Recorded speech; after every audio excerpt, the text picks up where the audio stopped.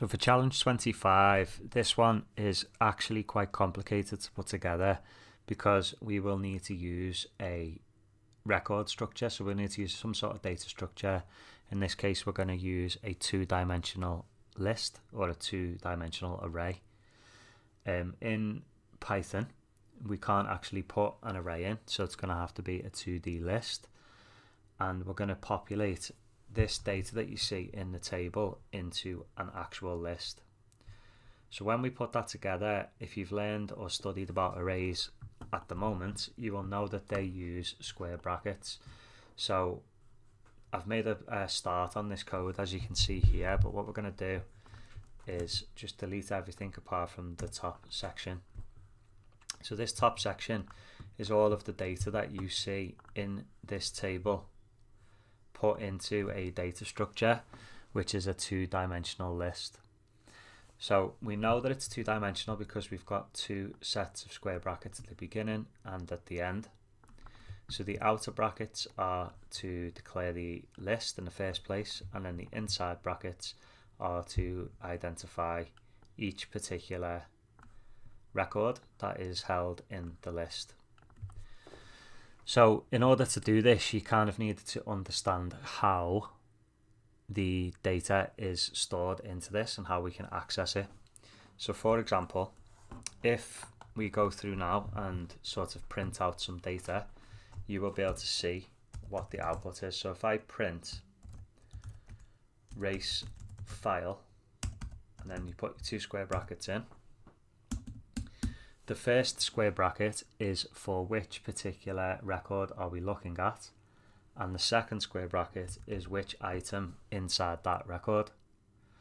So the first one, we are looking at which particular record. So this one here that I've highlighted would be 0 because that is the first one in the list, and the second one would be 1, and the third one would be 2, and so on.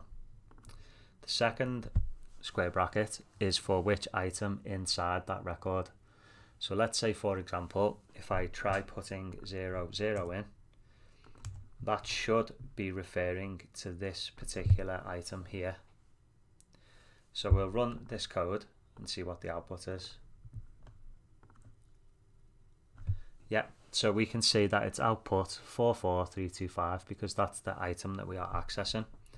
Now if I do the same again but select a different thing, so if I put this as 1, it should output Emily Wilberforce. So we're going to run this.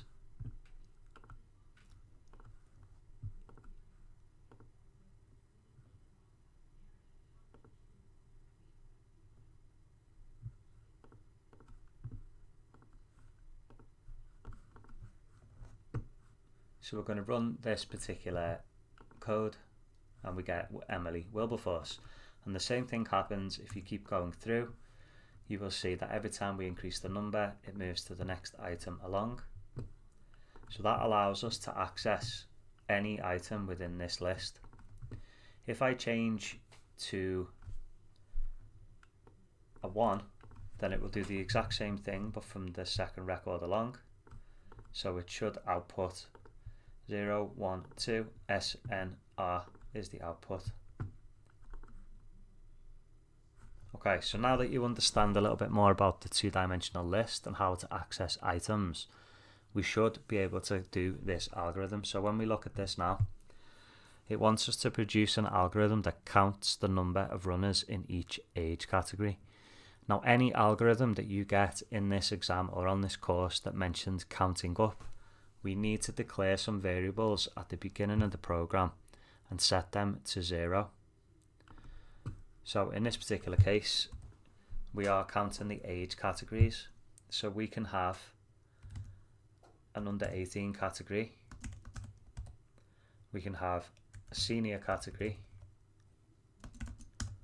and we can have a vet category. And they are the only 3 age ranges that are mentioned, so we're just going to set those up as 0 for each one. Underneath that, we are now going to need to loop through this whole list, and every time we look at this age rating, we're going to add 1 to each of these categories depending on what this value is. So we know that we're going to need to use an if statement, because if we check one particular value, we need to know what that value is, and if it's under 18 we need to add 1 to that. So I've done this previously to save myself typing it all out again and any mistakes that might pop up. But what we're going to do is we're going to create a variable called age category,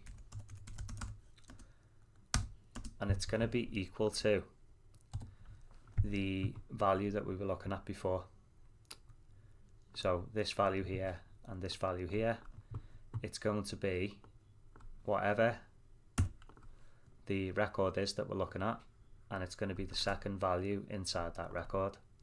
But what we want to do is we want to repeat that step, otherwise it's just going to look at the first one in the array or in the list and then not do anything else. So we're going to look at this particular value but on repeat. So the way that we can do that is we can use a loop, and we are going to say it's a for loop. We're going to say for I in range to the whole length of race file,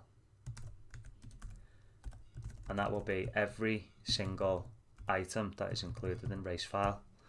That way, if anyone adds any more records into the race file, it will still continue to work. So all of this code needs to be indented because it's part of the for loop. So this is now going to, every time we go through the loop, it's going to set whatever race file is for the record that it's looking at.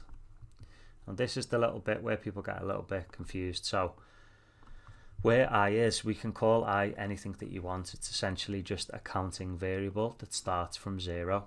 So the first time we run through this loop, I is 0. So in these square brackets, that is substituted with a 0. So the first time the loop will run, it looks at the first record and the second item in it. So not this one, not this one, but this one. So it looks at that particular age category and assigns it to that variable. Then underneath, we are essentially saying that if the age category variable is equal to senior, then we're going to add 1 to senior. If it's equal to vet, we add 1 to vet, and if it's equal to under 18, we add 1 to under 18. If for some reason someone's put some sort of invalid data in, then we can put in invalid data.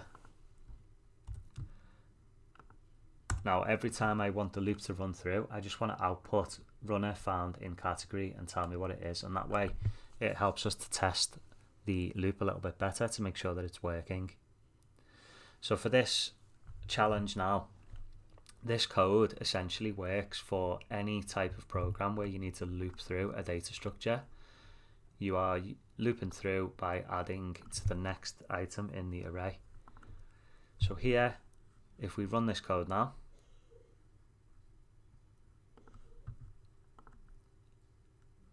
let's just make sure that we get rid of any errors.